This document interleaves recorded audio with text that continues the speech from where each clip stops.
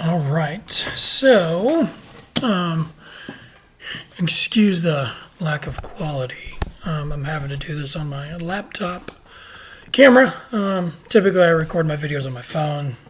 Anyways, so I'm going to make this video about some crate training tips and tricks. Specifically for a friend of mine that reached out, but I figured I would still save this video and send it to other people. So, kind of the backstory. I had a friend from high school reach out.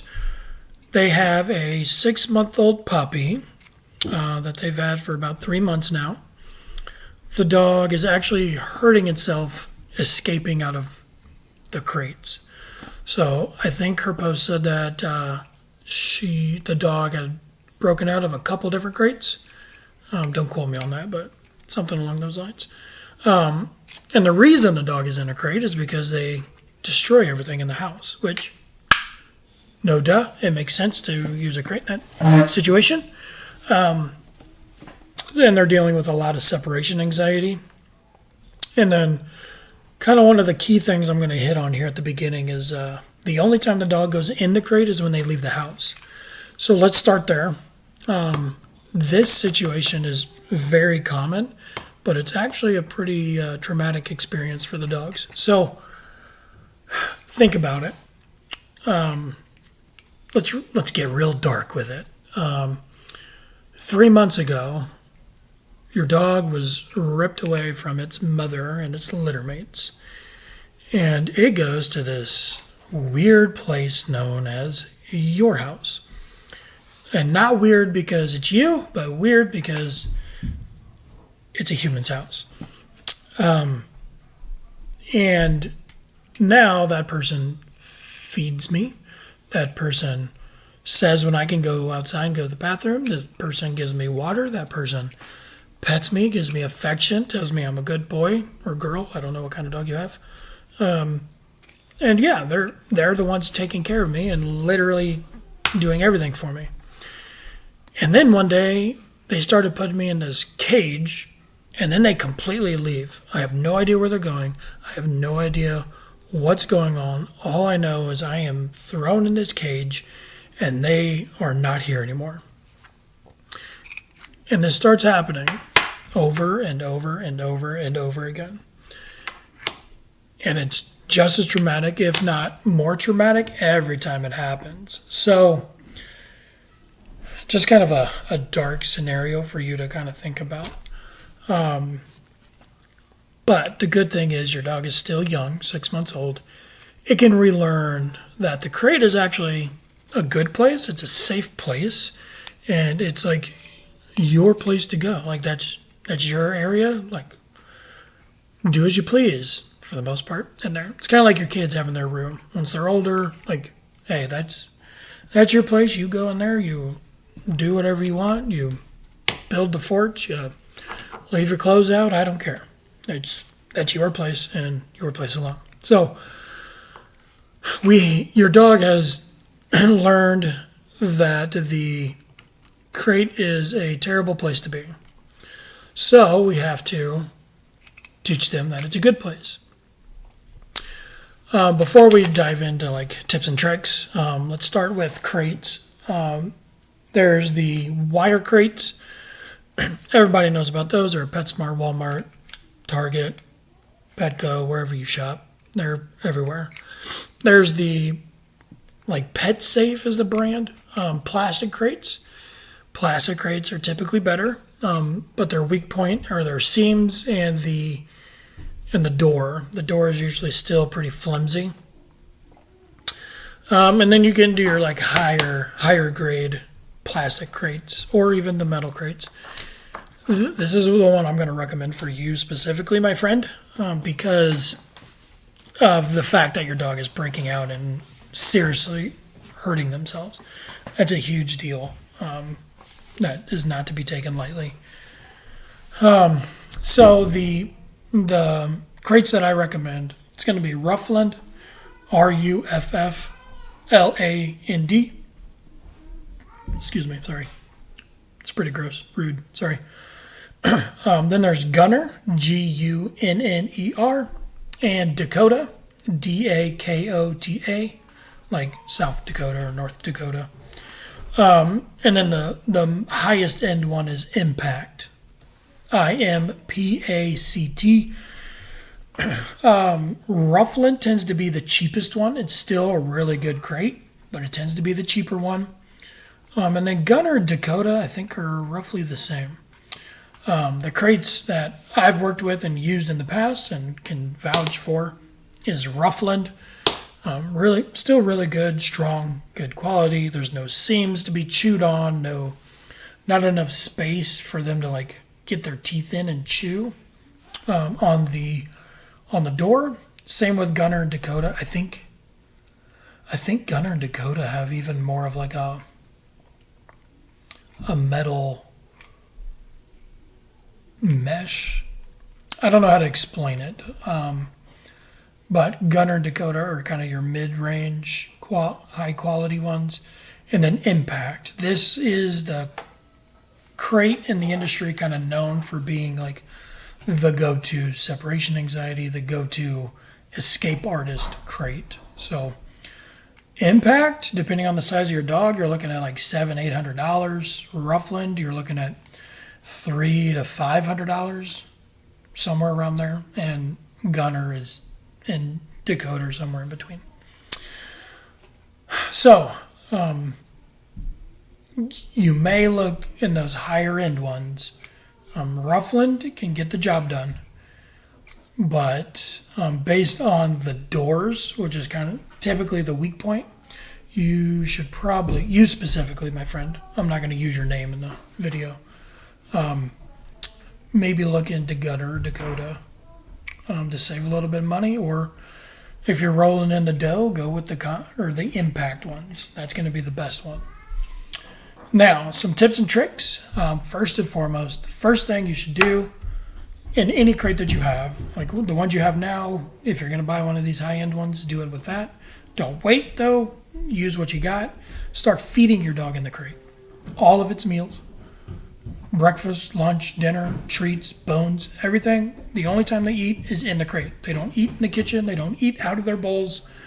Throw the food in the crate. Okay. By throwing it in the crate, it gives like the smells are there, and it more or less seems like the crate is feeding the dog than it is you feeding the dog. It just helps in the brain. With that, something you can do to try to make it even better. So, say you take your dog outside to go to the bathroom. Either somebody else puts some food in there, or if you can sneak some food in there while your dog's outside, they will come back in. Don't like point them in the direction. Maybe walk them kind of by it or towards it or something. But if your dog doesn't like the crate as much as it seems like, I just kind of let them discover it. But throw like a handful of food in the crate. They come back in, the door's open, they go smelling, and they smell food, they go looking, and boom, it's in the crate, and they're like, holy hell, there's freaking food in here. Where did it come from? I didn't see anybody put it in there. This is amazing. Do that a lot. If you can do like the mystery feedings, that's going to be your best.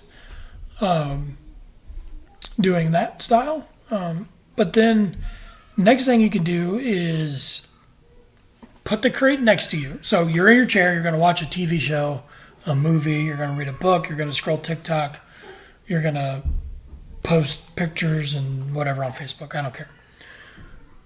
Put the crate next to your chair or next to you, one way or another. Get your dog in the crate. Okay. Shut the door. Make them stay in there, but they're next to you. Okay. This kind of, it's like, oh, it's not that bad is more or less what it's correlating. Oh, it's not that bad. And maybe even put some food in there. In these plastic crates, there's like vent holes on the side, so you can put a little bit of food in there. The wire ones, of course, are like completely open, so you can drop food in there. Don't put anything in the crates. No blankets, no mats, nothing. Because like you said before, they've destroyed it all. They don't need anything. That is humans just humanizing an animal. They don't need any of that. You don't have to spoil your dog's rotten. So yeah, try doing that. Put him in the crate next to you, feed him a little bit. But the big thing that you need to do, so try doing that. If it works, keep doing it, and then start adding distance further away. So maybe the dog is 5 feet away now, and you're sitting in the couch or on the chair or wherever, and chilling out. Now, in these situations where you are putting your dog in the crate, there does come a time when it's like, you're just going to have to deal with it, bro. Or dudette. Dog. You're just going to have to deal with it.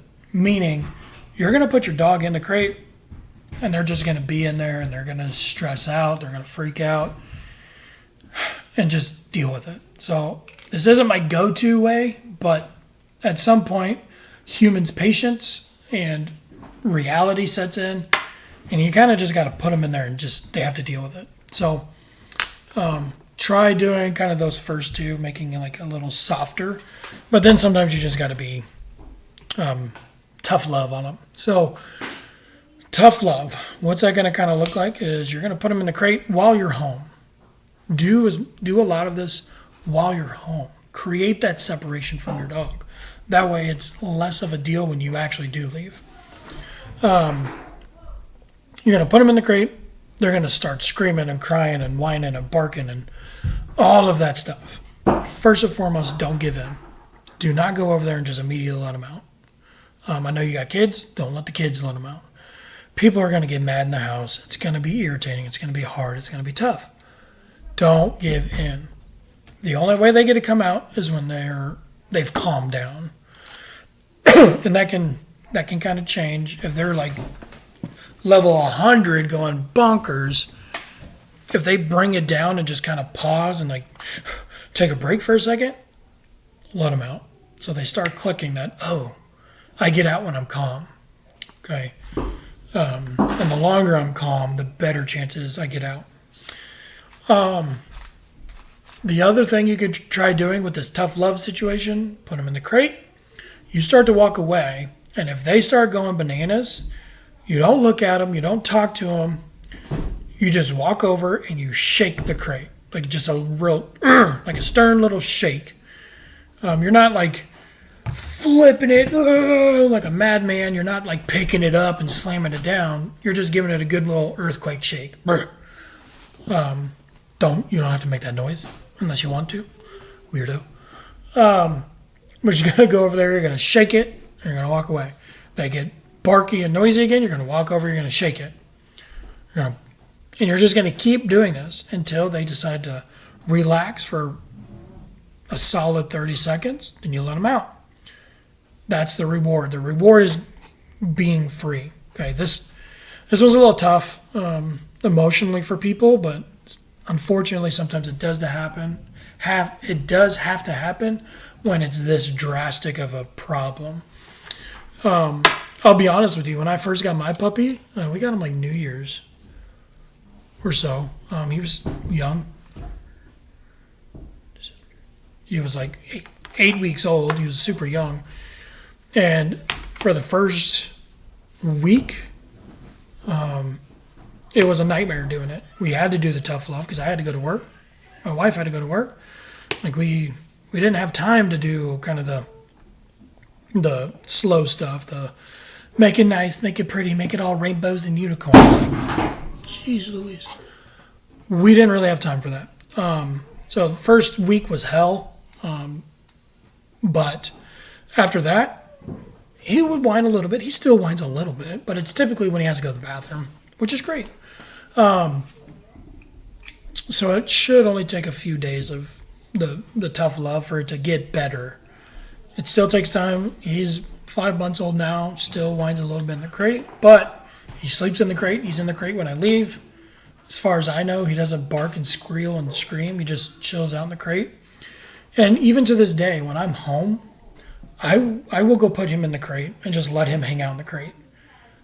Because he just has to learn, like, dude, you can't be free. You can't have all these freedoms all the time. One, you're too freaking young. That's like letting our kids just act grown. Like, no, you're 10. You don't get to go do all the whatever you want. You can't go just drive the car. You don't have these freedoms, bro. You have to reach a certain age. You have to be certain maturity before you can go drive. Hopefully that's a good analogy. But yeah, so that's kind of the steps I would go through. I would try no matter whether you do tough love or not, I would definitely always feed in the crate. And I would still put them in the crate while you're home and doing things. Put them in the crate for a minute, bring them out, play with them, let them out, go outside. Put them back in the crate. Give them some time to calm down. If you put them in the crate and they start going bananas, you have to wait. You have to wait. Because if you can easily teach them that if they act and do this bad behavior, the barking, the squealing, the screaming, the scratching, the biting, they start doing all that crazy behavior and then you let them out, you just rewarded them for doing all that crazy stuff. Okay? So here's an analogy off the top of my head. That is like your kid is screaming as loud as they can all the freaking time. They're taking a marker and their permanent marker, like the big fat ones for, I don't know, the ones that are like this fat, big old tips. And they are just drawing and coloring all over your walls in your house. And you just, will you just stop? And you give them $10. Well, yeah. What do you think they're going to do? They're going to keep screaming and crying and drawing over your house because you rewarded them. You gave them $10. You bribed them, basically. Here. Keep doing that. Here's $10. Keep doing that. Here's $10. It's not a good way to go. All right. Well, I guess they draw on it. You give them $10 and they stop. Well, guess what? They're going to learn that if I keep coloring and screaming, they tell me to stop, they give me $10. I'm going to go do that more. So hopefully that was a better explanation on the analogy. But yeah, so if you're home, put your dog in the crate, create that separation, teach the separation. If they're cool and they're calm and they're good, throw some food in there, reward them for it. All right? If they're going bananas, either walk up, do the earthquake, and walk away, or just go hide in another room. That's what I did with my dog. He was in the living room, we were in the bedrooms, and he slept in the crate. He would scream and cry pretty much all night. By the third night, he was like, well, shit. I'm over this. And he didn't do it anymore. He didn't do it as much. So yeah, that's what I would do, okay?